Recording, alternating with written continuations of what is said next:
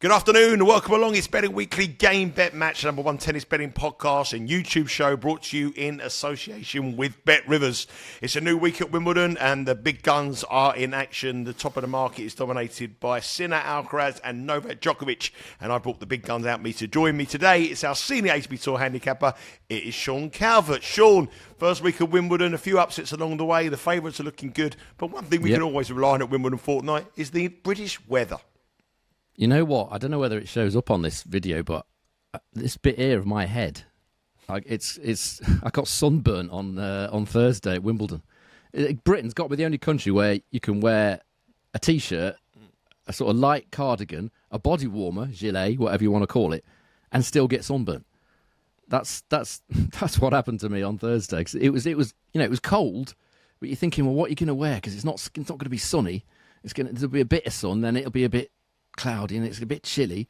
So I was watching that match, the 4-hour one that started at 11 a.m. and finished about 3:30, 4:45 in the afternoon, Commissana. And where I was, I had to sort of crowbar myself into a section where I could see it, and the sun was just right there on my head. So that is the only part, that little part there, that actually got. So I go all over the world watching tennis, as people know. Indian Wells, Marrakesh, Mallorca, no problem. England in 19-degree temperatures, I get a touch of the old sunburn. So that sums it up, really, doesn't it? 1 minute it's boiling hot enough to sort of burn you a little bit. Next minute you're huddling over, I don't know, a hot tea or something. It's ridiculous, but it's Britain, isn't it? Yep. I followed you at Instagram. You've got a good connection by the bins. You've got a better connection by the bins at Wimbledon than I'm getting here in Dusseldorf. If you stand, I think I probably put a photo or a video. I think I did a video, didn't I, showing where that was. It's just outside Court 1, where they call it the walled garden, where they do the food. Anywhere sort of around there, but preferably by the bins, you get really good Wi-Fi. But elsewhere, it's a struggle. But these aren't massive problems to negotiate, are they? No problems at all. I mean, surely you can sort out the Wi-Fi connection, which you did. Sorry. I was just going to say, if good tip for anyone who wants Wi-Fi at these places, you just have to look for the boxes, the little sort of grey Wi-Fi boxes. They're in sort of surreptitious places around the grounds. You spot one of them, you head to it and stay there, and then you get your Wi-Fi. There you go, job done. Sorry, Matt. That's the only tip we need. We don't need the tips on the winners for tomorrow. We need to wear the tips on the best Wi-Fi. Well, let's just finish the show. There you go. Wi-Fi. That's it. That's the Wi-Fi tips. Job done. That's it. Weather. Well, I mean, I'm over in Germany for the Euro 2024. I was at the England game yesterday. I mean, not the greatest of matches, but a good night was had in Dusseldorf. I can tell you that. But what are you made of the tournament so far? And what's the weather condition? I haven't even looked at the weather for Wimbledon. What's the weather like tomorrow? Is it looking good for Monday? No, not particularly. It doesn't look that bad, but these forecasts are so inaccurate that you can't really rely on them. I've written down here: threat of rain all day, roof needed. So that tells you pretty much what it's going to be. It's not going to rain a lot, I don't think, but it's going to be little drizzle here, little break, little drizzle here. So I would imagine they'll keep the roof on because it's just one of those days. It's not much rain, but it's forecast for most of the day. So I should imagine if they're being sensible, which they probably will be at Wimbledon, I should imagine the roof will be deployed on Monday tomorrow. Yeah. What do you make of the tournament so far? Obviously, Alcaraz and Sinner look like they're going to be on a collision course for that semi-final. You've got Djokovic. He's not been in great form in that bottom half of the draw. What do you thought of the tournament so far? Obviously, we're recording this. Alcaraz has just won, and Sinner's one set up against Shelton. I mean, Alcaraz is I wouldn't say winning ugly, but he's not winning with what you would call like domination, is he? Against Tiafoe, could easily have lost that in 4 sets. He was behind on the service points won and return points won totals for pretty much all of that match, certainly after the first set, and up until about the fourth. If Tiafoe had played a good tiebreak, he would have won that match by 3-1, and he would have been a deserving winner. As it happens, what Alcaraz is doing is he's just raising his game at the right time. He's again today against Humbert. He only won, I think, 5 more points in the match than Humbert. Ended up winning it 3-1. On the service points won and return points won totals, he actually was behind Humbert. 99-101. So he's hardly excelling. What he's doing is raising his game when he needs to. That tiebreak against Tiafoe, which he had to win to stay in the match. It was brilliant. The best tennis he's played. I didn't see that much of the Humbert match. I saw bits of it, because I was at Lagan's football presentation. But same thing. Not the stats don't make good reading. And Sinner's on my screen here against Shelton. Shelton's actually up a break in the third. But if you're asking me to compare the two and say who's been the most impressive so far out of those two, I would certainly lean towards Jannik Sinner in a big way. Yeah. Just before we come on to the 4 matches tomorrow in the fourth round, Novak Djokovic, obviously in that bottom half of the draw, away from the other two. As I said, he's been indifferent. He's still up there at the top end of the market. Bettors will look at him and think, Djokovic has got a very easy route through to the final. Can he be stopped in that bottom half? If he can, who are you liking? Well, we're going to talk about him in some depth in a minute against Rune. I don't want to preempt that, but as far as Djokovic is concerned, if he does get to the final, there'll be some achievement, won't it? He's just had meniscus surgery on his knee, 37 years of age, no warm-up matches, although that often isn't a problem for him. It doesn't look like he can move properly. He's not. It doesn't look too far away from his sort of best tennis, but I think it's far enough away to give the others a reasonable chance of upsetting him. I think Djokovic should do really well to get to the final here. Yeah, be an amazing achievement if he does. But if one man can do it, it's Novak Djokovic. He's got the heart and the self-belief better than anybody else in world sport, I believe. Obviously, Andy Murray's the big news. Andy Murray's obviously final Wimbledon. Didn't happen to him on the singles, but obviously in the doubles as well. And he's with his last one was a bit of a blow there as well for British tennis to see. And it's a lot of end of an era now that these players are coming to us. But anyway, that's enough about the tournament so far. You're here for the bets. You're here for the tips. And we've got 4 matches to get our teeth into. The first match we're going to talk about is the first match that opens proceedings tomorrow. Tomorrow at 6 a.m. Eastern Time, so a very, very early start on Monday morning. Lorenzo Musetti against Mpetshi Perricard. Giovanni Mpetshi Perricard, easy for me to say. Been quite impressed by Mpetshi Perricard in this tournament. He's a big server, knows that playing really well at the moment. This is more or less a pick and match with Bet Rivers. They can't really split this. Well, they can't split the two of them. -112 from Musetti, -112 from Mpetshi Perricard. The spread is 1.5, but as I say, you can take that either side you want because the spread is irrelevant with a 50-50 call. And the total, now look at this number for the total, 44.5, absolutely staggeringly high levels, which is not a surprise really when you consider the last time they met and the only time they met was on grass in Stuttgart, last month it was, and Musetti won 7-6, 7-6, but that Stuttgart tournament was a lot quicker than the eras here at Wimbledon. So maybe looking at that match a little bit and thinking, but that is an awful high line, 44.5. It is. You can kind of see why. You can see why it's priced level because they've both got exactly the same stats, this grass court swing at main level. Both good stats, service points won and return points won totals of 104 each.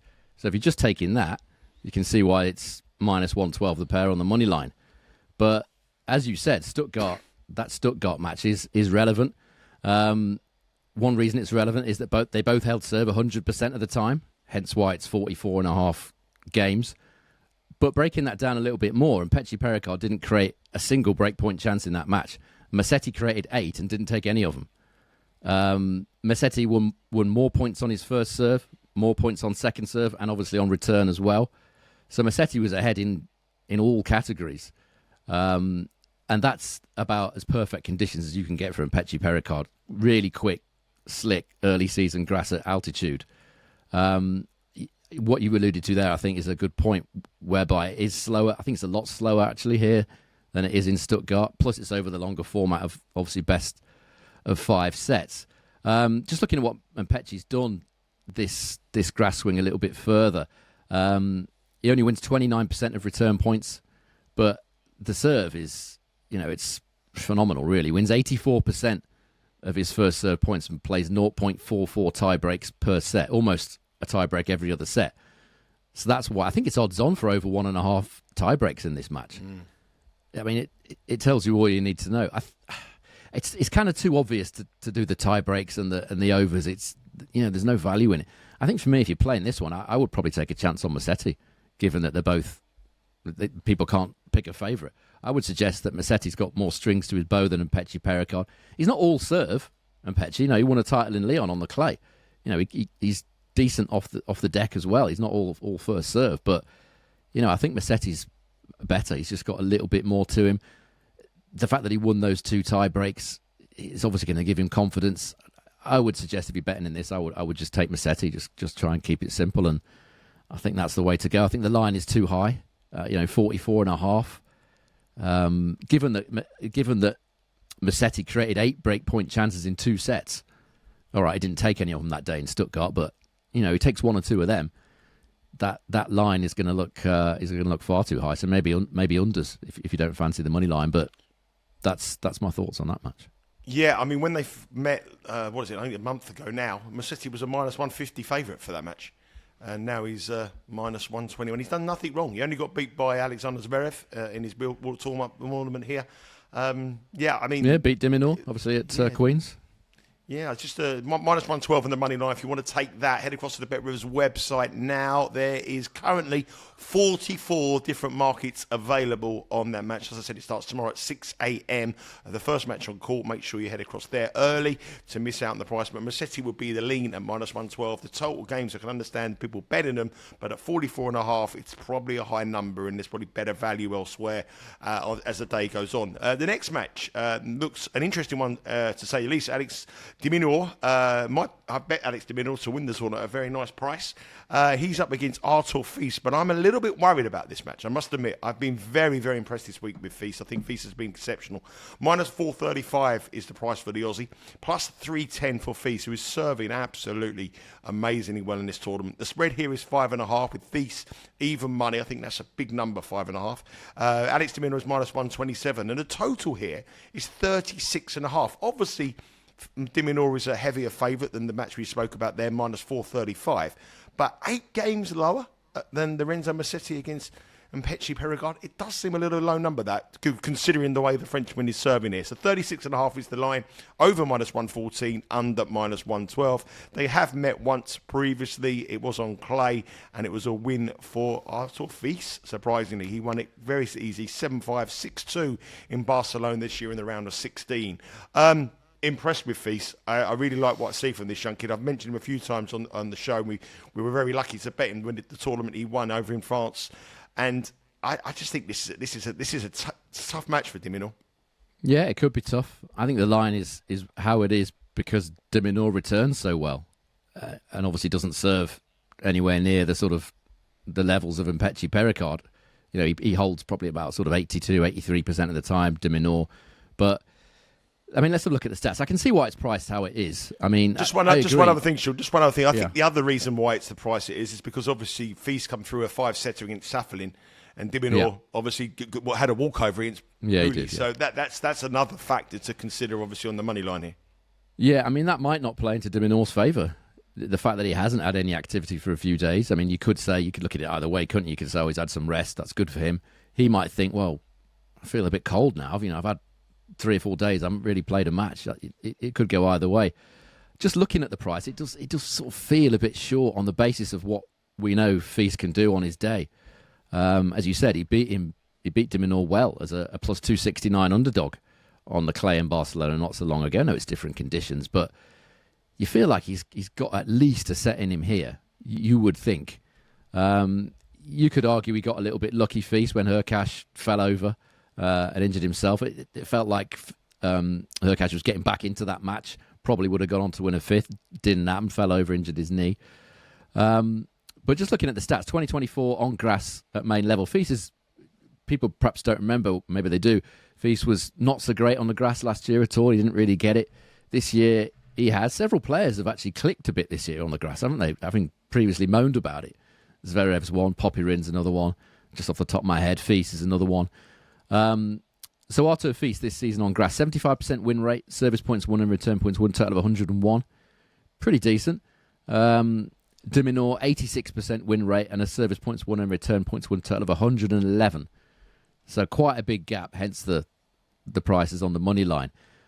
Looking slightly further into that, de Minaur wins 46% of return points on grass this summer. So he's winning almost half the points on return on grass, which is exceptional, really. Sort of high Djokovic levels of returning. And he's creating 1 break point chance every single return game. So he's creating so many chances to break. That's what puts me off the handicap on Fils. I could see him dropping a set sort of 6-2, something like that. And then even if he takes it a sort of lengthy 4, you might not win the handicap. That would put me off the handicap because de Minaur is so good on return. I just think over the course of sort of 4 longish sets, maybe even a 5, I don't know, I just feel like de Minaur will probably just get too many balls back over the course of the whole match for Fils to handle. But I think the way to bet this, the money line's way too short. I think if you are backing de Minaur, I think this is a tactic I've used many times in majors. De Minaur to win it 3-1 feels about right. Plus 240 with Bet Rivers. I feel like Fils will probably win a set. I'm not completely convinced that he's going to win 2 or 3. Yeah, 3-1 is the lean. Is that a lean or official play? That's just the lean. My official play is coming later. A lean for 3-1, total 36.5. I think that's a little bit of a low number considering we're talking in other matches in the 40s, mid-40s. 36.5 here is a bit disrespectful to Fils. I think he's got a big serve, and I think he's going to be a dangerous opponent for Alex de Minaur. Obviously, I want Alex de Minaur to go through for my future pick, but I am a little bit concerned about this match, I must admit. Just remember, Bet Rivers do have a special throughout the Wimbledon live bet insurance all tournament long. Each day, Bet Rivers will insure your first Wimbledon in-play bets of the day and give you up to 50% of your bet back in bonuses if your bet loses. Terms and conditions apply. To see the Bet Rivers app for full details before you bet. Obviously, there's going to be a lot of in-play action here, and obviously we'll head to the app for the in-running bets. So you can bet with the insurance bonus there on your first in-play bet. Move on to the next match. It's the American Taylor Fritz. He's taking on Alexander Zverev. Alexander Zverev is another one of my future picks here, and again, he's under the radar, just going about his business, doing okay, not doing anything extravagant, but just winning. He's minus $2 to beat Taylor Fritz. Taylor Fritz plus 160. Fritz come through a feisty match against Artur Rinderknech. The spread here is 2.5. Zverev minus 106, giving up 2.5. Taylor Fritz receiving 2.5 is minus 121. And then we're into the crazy numbers again on the total games. 44.5 is the total, and it's no surprise when you consider how big these two serve. They have met many times before, 8 times previously, and it's Zverev who leads 5-3. He did win the last encounter this year in Rome on clay, 6-4, 6-3. And the only other time they met at Wimbledon on grass was at Wimbledon in 2021. And it was Zverev who won 3-1 with 2 matches going to the tie-break. So there was 36, how many games there? 26, 36. There was 45 games in that match. It went to 4 sets and 2 tie-breaks, and it only just covered the line of 44.5. So it shows you that's a dangerous number to play, even though these two players are very big servers.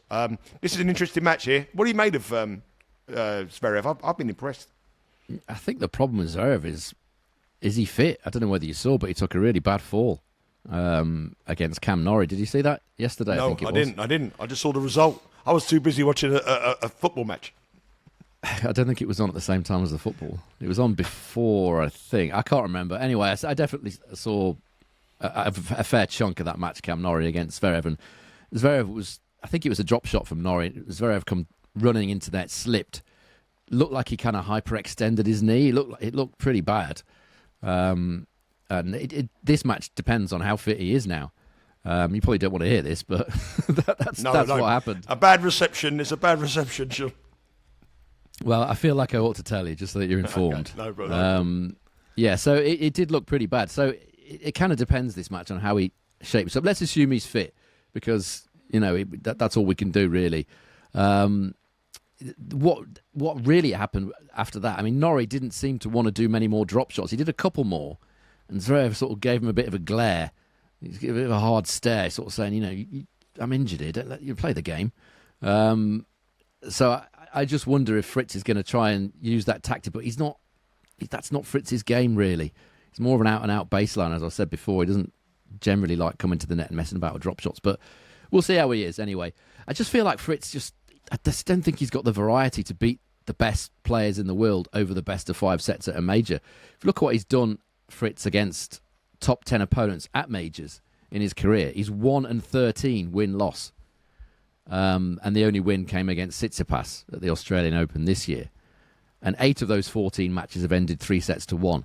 So he's normally been reasonably competitive, but obviously only once in 14 has he got over the line to beat one of these top guys when it counts. The head-to-head isn't that favourable for Fritz either. It's 104-96 in favour of Zverev in terms of service points won and return points won totals. And breaking that down a little bit further, Zverev, whatever his name is, Zverev has held serve 92% of the time against Fritz. Fritz winning only 29.5% of return points. So Fritz has really been, clueless is harsh, but not great on the return of Zverev's serve. And looking at the other way around, Zverev hasn't had that many problems on the Fritz serve. So, I mean, as you said, Zverev does look more comfortable. Well, he did before he fell over against Norrie. He has been saying he's been more comfortable on the grass. He's been saying that before he hated it, now he likes it. He's one of this group of players that seems to have got it this year. Still, I don't think it's his favourite surface by any means, but he seems to be in a better frame of mind about it this year. As in years gone by at Wimbledon, I don't think he's been that bothered to lose sort of relatively early on. He's never gone deep here. This year, it just feels slightly different. Maybe that French Open final has kind of, reminded him of what he can do, what he can achieve, and he's just putting a little bit more effort into it this year. I don't know, but I mean, he's held serve 99% of the time on grass this summer, Zverev. Fritz is up at something like 96, 97%. So again, that's why this line is over 44.5 games, or over under 44.5 games. They're assuming it's going to be 7-6, 6-7, a couple of tie. But I think this one also is odds on for over 1.5 tie breaks. So that's the way the layers are looking at it. I just think it's not a particularly great matchup for Fritz.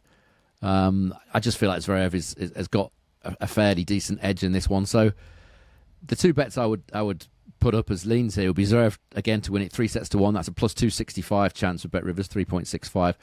Or Zverev minus 1.5 sets. So he's got to win it either 3-1 or 3-0. That's a minus 105 chance with Bet Rivers, 1.95. That's where I'd be going on this particular match. Now, you've given me some bad news about the injury update for Alexander Zverev. I'm going to give you some bad news as well. I know you don't like talking about it, but it come up on my memories today. 2 years ago today was that infamous match where Taylor Fritz played Nadal. And it come up as a picture of me looking disgruntled. Yeah, 2 years ago today when that was a tough beat. You couldn't have kept that to yourself for like next 20 minutes. Serves you well, but after telling me about the injuries, I'm just going to. I'm giving you information. I'm giving you new information. You're reminding me of something that was extremely painful that happened 2 years ago. What was it, 150 to 1? Something like that. 2 years ago today, it come up on my I'm sure everybody that watched the show back then will recall that all too well. So I've got nothing else to say on that matter. Anyway, let's move on. That was a long time ago. It's 2 years ago. Let's move on to today. Next match, I think 2 years ago. I think this match here is obviously the most interesting one from a betting perspective of the day. Obviously, we spoke about him at the top of the show, Novak Djokovic.